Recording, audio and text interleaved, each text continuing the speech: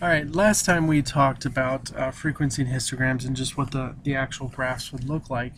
Well, actually how to set them up. And this time we're going to actually talk about how to actually work with it and actually take some measures and just be able to work with it. So this is measures of the central tendency and dispersion of data. Okay, now a lot of these I'm not going to spend a whole bunch of time on, but we will talk a little bit about them and do some examples and stuff. So the first ones that come up, the first measures of central tendency are mean, median, and mode.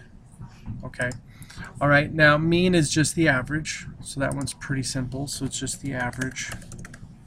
You take all the numbers, you sum up all the numbers, and then you divide it by the total amount. That's exactly what it is. Now the median, there are two types of medians. There could be a middle number,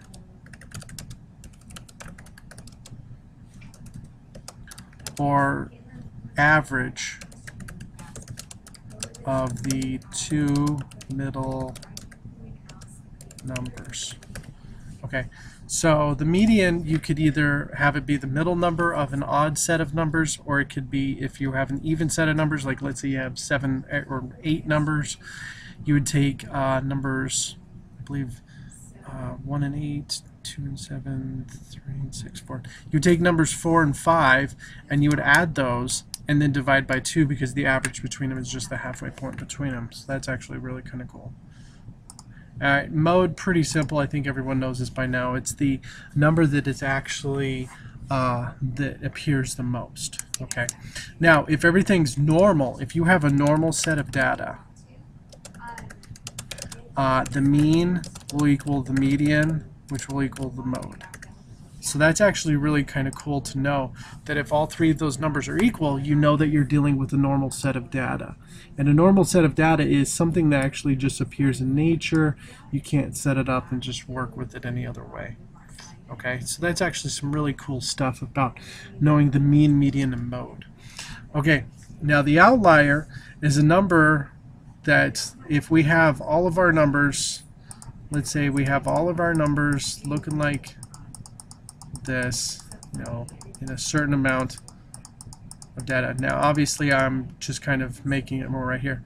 Outliers are just something that are just so ridiculously out there, okay, that they affect everything. And there's actually some cool things to do with outliers that will affect the rest of the data. Alright, so that's right there. So that an outlier is just a number that greatly is outside of the normal range. So if this is just the majority of our items and these are just a few out here, we would call those outliers. Alright, now here's a really interesting thing. Mean finds the average number that appears the most. Median is the middle number. It's probably, median is more accurate than mean. Mean can be affected by high salaries. Like let's say, for example, if you wanted the average salary in a company and you had 4 or 5 people make above $4 million, and then you have 100 people making just barely minimum wage, when you averaged out all their salaries, you would find, oh, there's something really wrong. They're making a ton of money, because you would add up those, sums of like 40,000, and then you add those with 4 million. Well, it's going to, the average, because those 4 or 5 people that are making 4 million, their numbers are going to so greatly affect the 40,000 that it's going to seem like, oh, we have a lot of people making a lot of money, when in fact not everyone's making the same amount. Okay, so whenever you're looking at mean, make sure you look at median, and if these two are close together, that's a good sign. If they're very far apart, something's really wonky or off with the whole system. Okay. Alright, now these two down here, I did kind of start talking about outlier a little bit too fast, but I did want to say that those are actually measures of dispersion.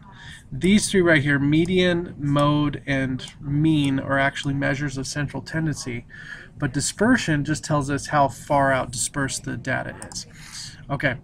Range right here is actually the highest minus the lowest. We all understand that, but why do we need to know that? Because if you're dealing with something that has an average, let's say that the mean was 32 on 2 items. Okay, so mean is equal to 32. Okay, but then you find out the range is equal to 22 here. and then the range is equal to, let's say 6 right here. Okay, that means that the distance between the highest and lowest number is 22. Okay, and the average would be about 32. Okay, so that means you could have a high of, let's say, 43 or a low of 21. Okay, let's say just on average, if you could actually say that that was in the middle in the range and everything. Okay, now this one right here is saying this. Okay, 32 is your average.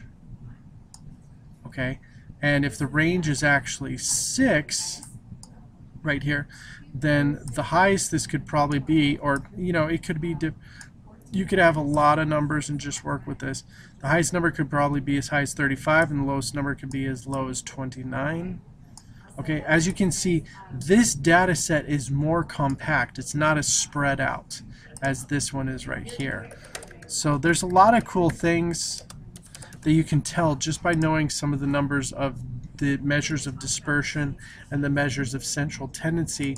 And when you compare the two and just work with them, you're going to be able to see a lot of great things about it. Okay. All right. Now, when you're asked to really look at these numbers and just work with them, make sure you take the time to look at all of the numbers and then compare them with another data set of similar nature so that you can really see, okay, are these really set up like this? Like, for example, if you are dealing with a data set that is like 15, 17,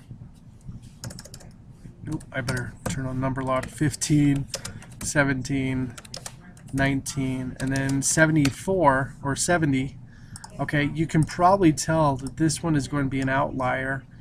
The range is going to be 4.